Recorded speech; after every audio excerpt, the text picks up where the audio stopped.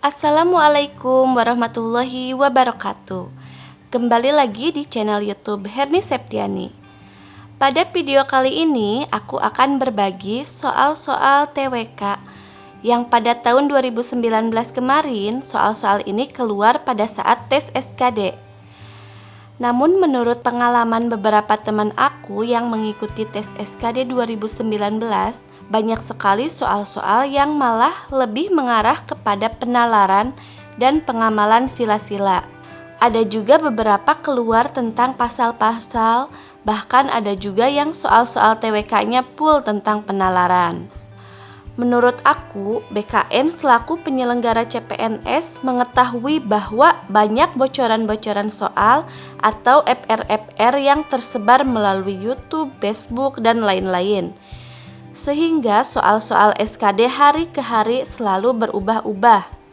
Jadi sebelum masuk ke soal-soal, aku ingin menyampaikan kepada Sobat ASN agar perbanyak belajar ya, entah itu dari buku atau internet, dan juga perbanyak latihan soal agar wawasan tentang materi semakin luas. Oke Sobat ASN, tanpa panjang lebar kita langsung saja ke soal-soal ya. Soal nomor 1. Posisi Indonesia yang strategis menjadikan Indonesia sulit untuk menghindarkan diri dari pengaruh budaya bangsa asing. Akan tetapi, seiring berjalannya waktu, beberapa budaya asing tersebut menimbulkan kebiasaan negatif yang tidak sesuai dengan karakter bangsa Indonesia. Pemahaman Pancasila berperan penting untuk mengatasi permasalahan yang ada. Hal ini diwujudkan dengan salah satu fungsi Pancasila dalam menyaring budaya asing adalah sebagai A. Filsafat hidup bangsa. B. Etika hidup bangsa. C. Kepribadian bangsa. D. Dasar negara Indonesia. E. Perjanjian luhur bangsa. Nah, jawabannya adalah C. Kepribadian bangsa. Pancasila sebagai kepribadian bangsa adalah setiap sifat yang terlihat dalam perilaku sebuah bangsa yang membuatnya berbeda dari bangsa lainnya. Kepribadian bangsa Indonesia karakteristik yang dimiliki oleh bangsa Indonesia dan berbeda secara menyeluruh dengan kepribadian bangsa-bangsa yang lain sesuai dengan nilai luhur Pancasila. Nah, lanjut soal nomor 2 ya Sobat ASN. Pada saat pemilihan RW, Arman merasa diperlakukan tidak adil yang membuat Arman menjadi emosi dan melakukan intimidasi terhadap panitia dengan cara meneror agar keputusan panitia dapat dirubah. Hal ini tidak akan terjadi apabila Arman mengamalkan Pancasila, khususnya sila ... A. Bintang. B. Pohon beringin. C. Kepala banteng. D. Padi dan kapas. E. Rantai. Jawabannya adalah C. Kepala banteng. Nah, sila keempat berlambangkan kepala banteng yang berbunyi kerakyatan yang dipimpin oleh hikmah kebijaksanaan dalam permusyawaratan perwakilan, menggambarkan tentang demokrasi yang mengutamakan kepentingan negara dan masyarakat serta tidak memaksakan kehendak terhadap orang lain. Soal nomor 3. Tujuan utama dibentuknya Mahkamah Konstitusi adalah A. Menguji undang-undang. B. Mengadili sengketa antar lembaga negara. C. Membubarkan partai politik. D. Menerima usulan pemberhentian presiden dari DPR. E. Memutuskan sengketa hasil pemilu. Jawabannya adalah A. Menguji undang-undang. Tujuan pembentukan Mahkamah Konstitusi adalah untuk mengimbangi kekuasaan pembentukan undang-undang yang dimiliki oleh DPR dan Presiden dengan cara menguji undang-undang tersebut. Hal ini diperlukan agar undang-undang tidak menjadi legitimasi bagi tirani mayoritas wakil rakyat di DPR dan Presiden yang dipilih langsung oleh rakyat. Soal nomor 4. Pada masa pergerakan nasional, banyak bermunculan organisasi-organisasi yang bertujuan memperjuangkan kemerdekaan Indonesia. Adapun organisasi yang muncul pada pergerakan nasional, salah satunya adalah Sarekat Islam, yang sebelumnya bernama Sarekat Dagang Islam. Adapun tokoh yang mengubah nama dari Sarekat Dagang Islam menjadi Sarekat Islam adalah A. Kiai Haji Hasyim Asy'ari, B. Kiai Haji Ahmad Dahlan, C. Hos Cokro Aminoto, D. Haji Samanhudi, E. Haji Agus Salim. Jawabannya adalah C. Hos Cokro Aminoto. Nah, Kiai Haji Hasyim Asy'ari adalah pendiri dari Nahdlatul Ulama, sedangkan Kiai Haji Ahmad Dahlan adalah pendiri dari Muhammadiyah. Dan Hos Cokro Aminoto adalah tokoh yang mengubah nama Sarekat Dagang Islam menjadi Sarekat Islam. Adapun alasan pengubahan nama tersebut yaitu untuk memperluas ruang lingkup organisasi yang semula hanya bidang ekonomi menjadi ekonomi dan politik. Untuk Haji Samanhudi adalah pendiri dari Sarekat Dagang Islam, dan Haji Agus Salim adalah salah satu tokoh dalam Panitia 9 yang bertugas dalam perumusan dasar negara. Masih semangat ya Sobat ASN? Kita lanjut ke soal nomor 5. Ibu kota negara Indonesia sempat dipindahkan ke Yogyakarta pada tanggal A. 4 Januari 1946, B. 14 Januari 1946, C. 4 Januari 1947, D. 14 Januari 1947, E. 11 Januari 1948. Jawabannya adalah A. 4 Januari 1946.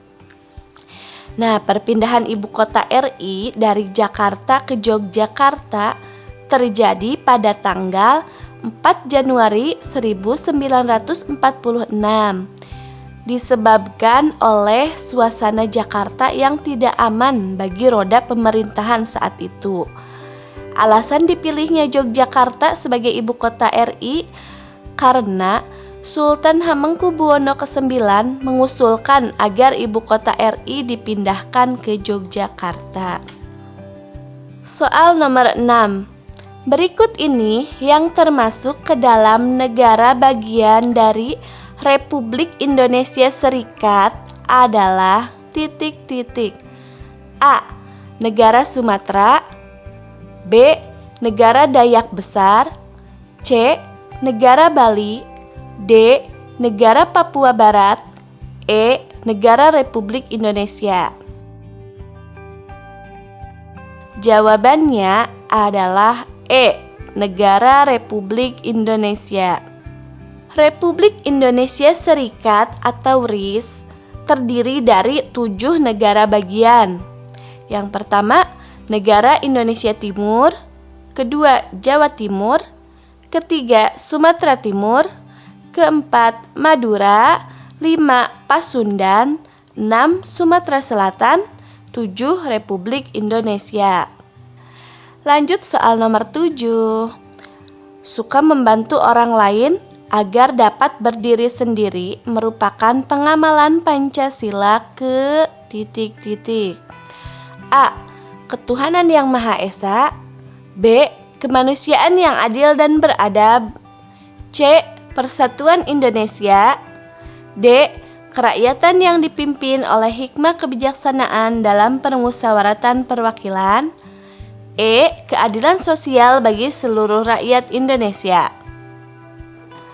Jawabannya adalah E. Keadilan sosial bagi seluruh rakyat Indonesia. Penerapan sila kelima Pancasila dalam kehidupan sehari-hari yaitu yang pertama, memiliki kemauan untuk menolong orang lain, selalu menghargai hasil karya orang lain, tidak bertindak semena-mena pada orang lain, menghormati hak dan kewajiban orang lain, berani memperjuangkan keadilan untuk diri sendiri dan juga untuk orang lain. Soal nomor 8. Bangsa Indonesia merasa dirinya adalah bagian dari seluruh umat manusia. Pernyataan tersebut merupakan pengamalan sila ke titik-titik. A. 1, B. 2, C. 3, D. 4, E. 5. Jawabannya adalah B. 2. Sesuai dengan sila kedua, butir ke-9 yang berbunyi, bangsa Indonesia merasa dirinya adalah bagian dari seluruh umat manusia. Lanjut ke soal nomor 9 ya Sobat ASN. Suatu hari, Yoga melihat berita di sosial media yang menarik perhatiannya.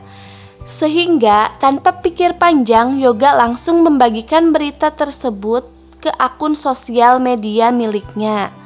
Salah satu teman Yoga mengirim pesan dan memberitahukan bahwa berita yang dibagikan oleh Yoga adalah bohong atau hoax, sehingga akan berakibat perpecahan. Nah, tindakan yang dilakukan Yoga bertentangan dengan sila ke titik-titik.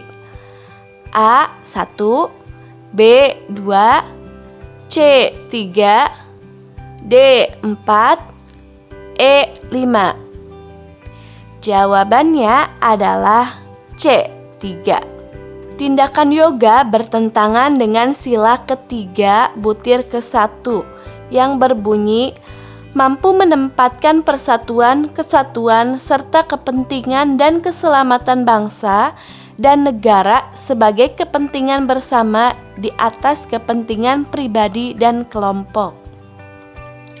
Soal nomor 10.